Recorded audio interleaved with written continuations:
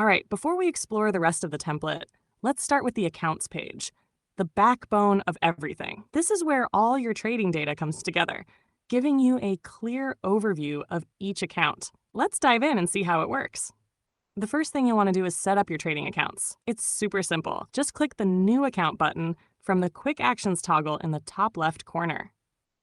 That'll open the accounts page. From there, name your account and tag it with a label to indicate the type of trades it'll handle.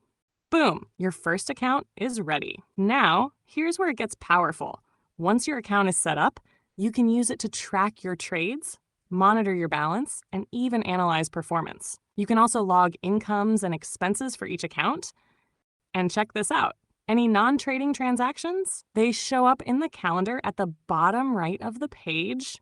And yes, you can make transfers between them too.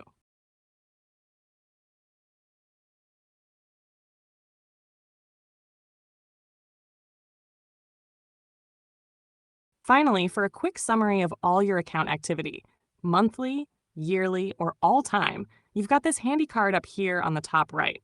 It's all about keeping things streamlined and easy to track.